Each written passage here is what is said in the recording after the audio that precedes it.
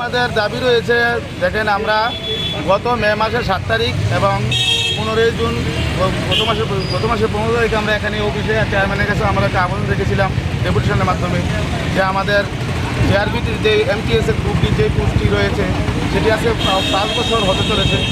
Group city already তারা merit list প্রকাশিত হয়েছে এবং তারা চাকরি অফার লেটার পেয়ে জয়েনিং হয়ে গেছে, কিন্তু আমাদের যে গ্রুপ ডি এটি এখনও ঝুলিয়ে রয়েছে।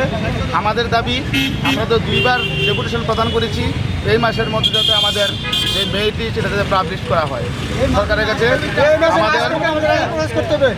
তো সকলের দাবি, যদি আজকের মধ্যে রেজাল্ট প্রদান না করা হয়, প্রকাশিত না করা হয়, তো তারা তো এখানে ধর্নায় বসবে। এটাই আমাদের সরকারের ইলেকশনের অনেক দরকার হয়েছে। কতদিন হয়েছে? এটা প্রায় 2020-তে চলে, এটা শুধু এগুলো প্রসেসিং প্রায় 5 বছরের হয়ে গেছে। এটা টোটাল কতজন রয়েছেন আপনারা যারা? আমরা এখানে আজকে প্রায় 70-80 জনের মতো এখানে এসেছি।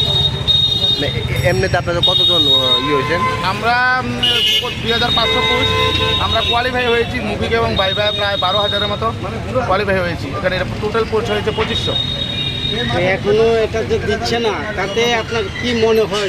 এখানে সকল বেকার বাইরেরা তারা সংসার আছে, সংসার রুটির প্রশ্ন আছে, অনেকে ওভারেজের পথে তো সরকার বাবুর কাছে আমাদের বিনিয়োগভাবে আবেদন যাতে আমাদের মেরিট লিস্টটাও যাতে প্রকাশ করা হয়।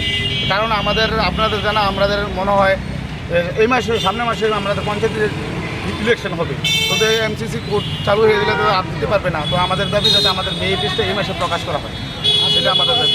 আজকে যাতে প্রকাশ করা হয়, তাহলে আমরা সঠিক টাইমটা যাতে আমরা চেয়ারম্যান অথবা পরিজন কর্তৃপক্ষ থেকে আমরা জানতে পারি, এই জন্য আমরা আজকে ধর্নায় বসবো।